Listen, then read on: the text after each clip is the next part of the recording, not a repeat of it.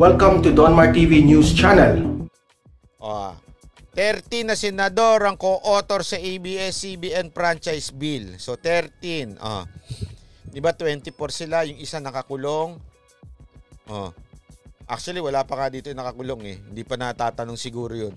Pero siyempre natural mag-oo yun sa ABS, di ba? Tinan nyo, sino ito mga to? Si Recto. Ako frustrated ako kay Subiri Hanga pa naman ako diyan kay Subiri. Ewan ko bakit ganyan yan. Bakit nandyan? Si Drilon, ma-expected mo na yan. Si Lacson, expected na yan. Si Angara, expected na yan. Si Binay, si Gatchalian, si Gordon. Si Lito Lapid, natural. Lito Lapid ba naman?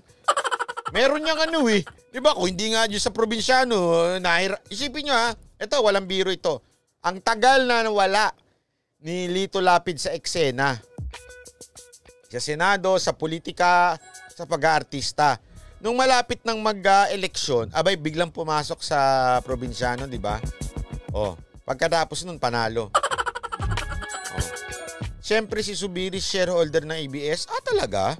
Hindi ko nga maintindihan ba't may mga ganyan. Dapat hindi inaalaw yan. Kaya, wag naman kayo kapalmoks. Alam nyo, meron kayong pakinabang sa ABS-CBN. Dapat medyo, kung totoo man niya sinabi nitong isa, si Pacquiao, natural di ba yung si Pacquiao meron din niyang parang programa, yung basketball ba yun? Nakalimutan ko na kung anong programa yun Meron sinabi sa akin may programa yan na basketball na kasunduan sa ABS-CBN. Okay? Si Villanueva, natural. Si Ontiveros at si Pangilinan, naku, hindi na kailangan memorize yan. So, tandaan nyo itong 13. Sabi nga nila, 13 is the... hindi ako naniniwala dyan pero sabi nung isa, 13 ibig sabihin niyan devil's number.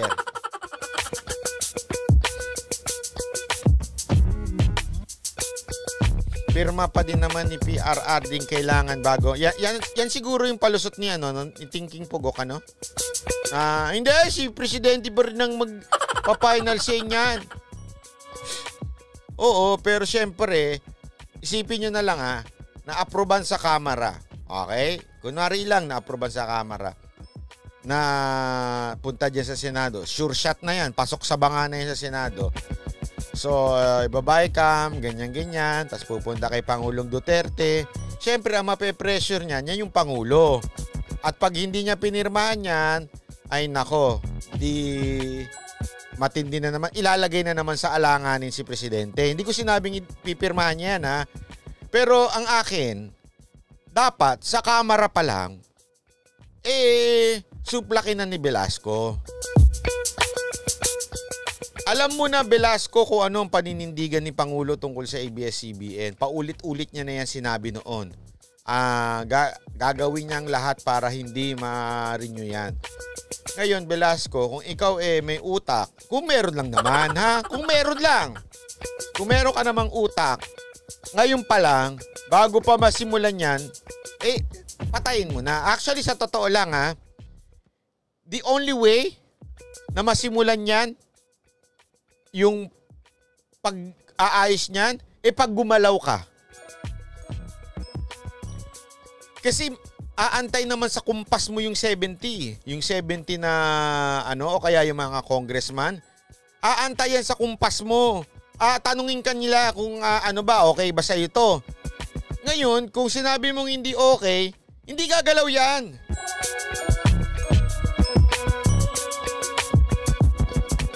Ito na nga lang You don't have to do anything para ma-renew yan.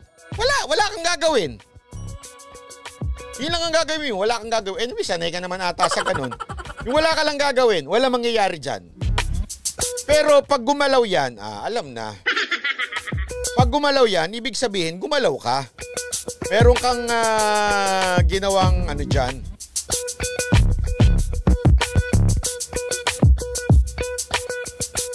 Ganun lang kasimple yan Kasi yung mga congressman dyan, sabihin na natin independent kuno yan. Huwag na tayo maglokohan.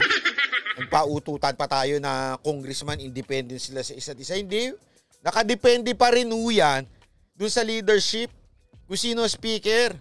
Pag sinabi niyang, ito tandaan niyo na lagi huwag tayo magpapakatanga. Wag na tayo magpapakagalibol sa sinasabi na, hindi, independent ka. Pfft, utot nyo. Kung gusto ninyo, matatapos yan. Kung ayaw ninyo, katulad yung nangyari last year. Ganun lang kasimple yun. Di ba?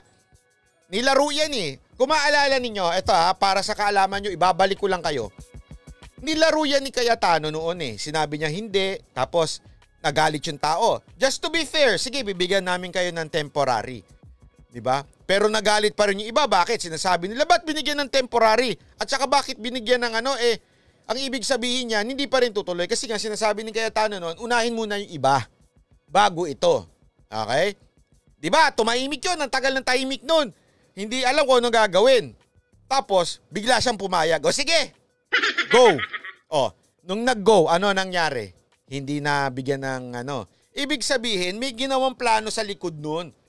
Bago ikinasa yung pagdinig, meron ng, alam niyo yun, meron ng alam. Alam na nila kung anong gagawin, nakapag-research na maayos itong sila Marcoleta, sila Defensor, nakapag-research na. Hindi binigla noon, dinelay lang niya. Okay? At hindi nabigyan. Alam na ibig sabihin nun. Kasi remember, okay? Para naman yan hindi mabigyan noon, hindi lang naman nakadepende yan doon sa mga magagaling natin, sila Defensor, Remulla, sila Marcoleta. Hindi lang naman nakadepende yan dyan eh. Boboto pa rin yung 70. Boboto pa rin yung ilan, actually hindi lang sila 70. 70 plus. Boboto pa rin yan. So kailangan, mag-aantay yan sa kumpas ng speaker. So sa madaling salita, sa totoo nga, pahiya nga si Tamiming Pinoy dyan eh. Kasi di ba sinabi niya, bibigyan ni Cayetano yung bibigyan. Tamiming nga siya dyan eh. Bakit?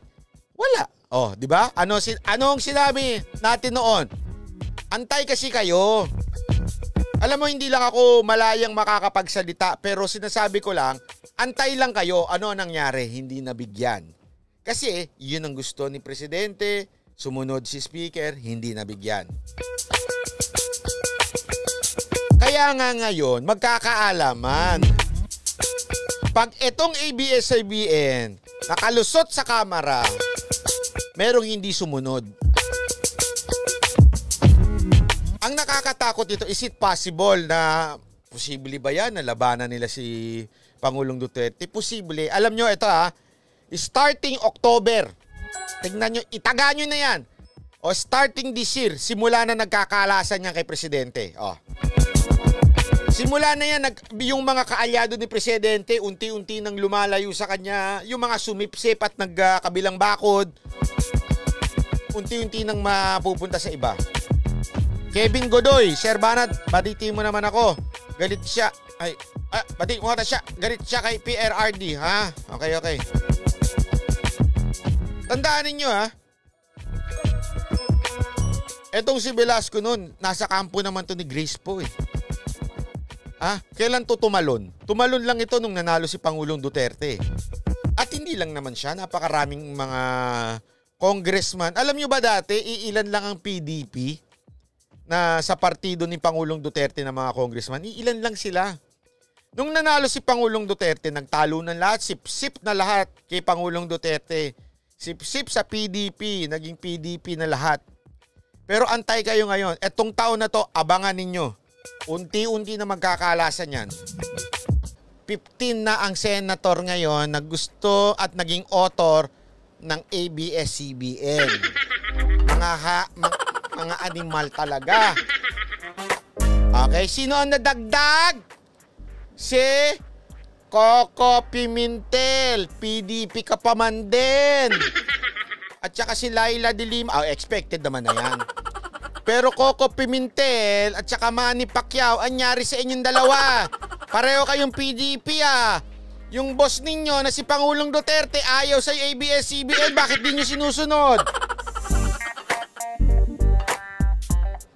Sabi ko sa inyo habang dumarating na ang 2022, marami nang bibitaw. So 15 na sila. O ilan lang bang paghahatian sa Senado? 24. 15 na ho sila. So majority na ho pabor na maibalik ang ABS-CBN. Hanggang ngayon, nga pa rin si Velasco. Kasi isang sabi lang ni etong 15 senador na ito, tablado ito. Sabihin lang ni Velasco, tapos na usapan nun eh. Bakit ba niyo binabalik pa? Wala na, tapos na.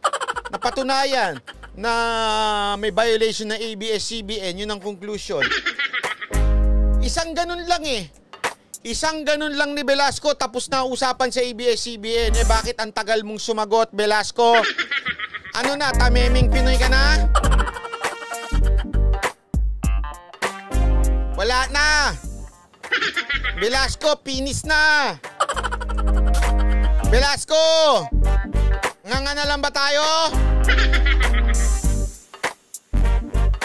Sa totoo lang, nasa kamay na ni Velasco, nasa kamay niya na yung baraha. Kung may babalik ang ABS-CBN o hindi. Nasa kamay na ni Velasco.